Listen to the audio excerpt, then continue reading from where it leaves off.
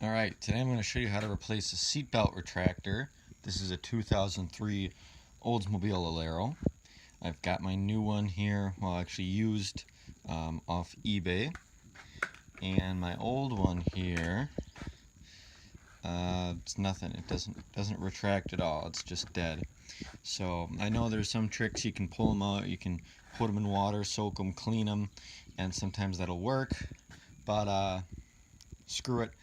If I'm going to go and put all the time into it, I might as well just replace the damn thing while I'm in there. So, alright, first off, what you're going to need to do is remove the bolt holding down the bottom strap. So that just pulls up, and there's your bolt.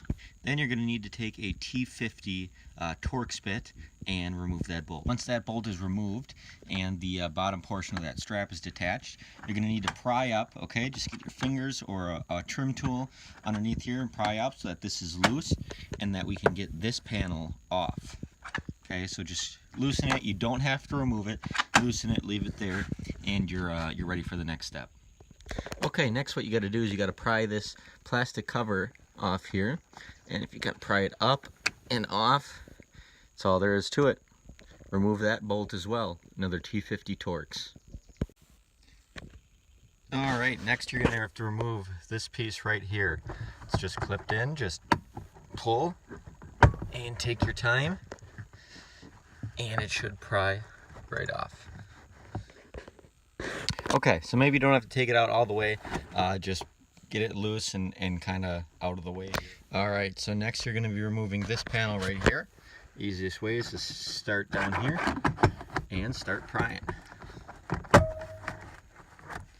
And once you get that off, you will see your seatbelt retractor is exposed down there.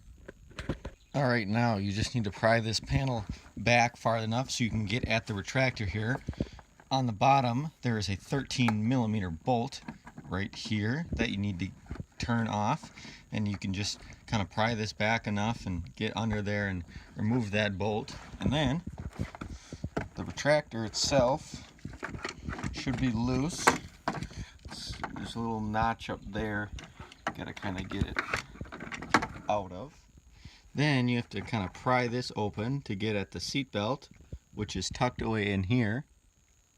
Now, before you're able to take that seatbelt out, there's a black tab in there. Looks like this, okay? It's going to sit in there like this. You need to get up on the side here, get some leverage with a flathead or a pry bar, and just pry it off, okay? It'll snap right out, and then the seatbelt is free. Okay, so we got the old retractor out. Now it's time to put the new one in. So a couple of tips. If you get one like mine was used, it was removed, and you know, when I got it, it was kind of stuck in reverse lock, they call it, so it wasn't able to pull it out.